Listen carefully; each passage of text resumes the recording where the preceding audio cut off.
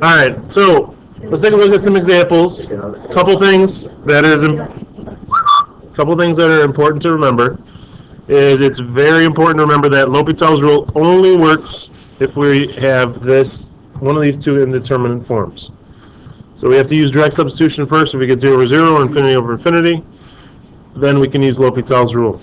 Other thing to remember is that sometimes you may need to do it more than once. So let's take a look at number 1. First step, we need to substitute 0 in and check and make sure that L'Hopital's rule is going to work. If we put 0 in here, we're going to get 0 on top. Put 0 on the bottom. Tangent of 0, sine would be 0, cosine is 1, so 0 over 1 would be 0.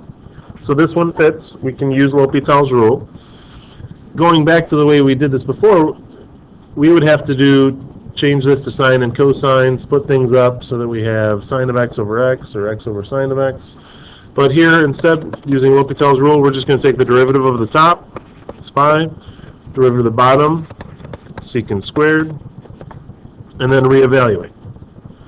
So the limit as x approaches 0 of 5 is just going to be 5. The limit as x approaches 0 of secant squared of x, well, secant squared of 0. Cosine of 0 is 1. So secant would be the reciprocal of that, which is just 1. And secant squared is still 1.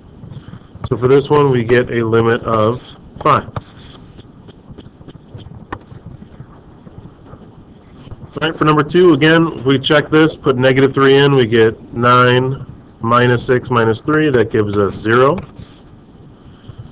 Put negative 3 in for number 2, negative 3 squared is 9 times 2, we get 18. Minus 9 gives us 0. So we want to go ahead and do the derivative of the top. We get 2x plus 2. Derivative of the bottom, 4x plus 3. Reevaluate. If we put negative 3 in on top, we end up with negative 4. Put negative 3 on the bottom, we end up with negative 9. So our limit is 4/9.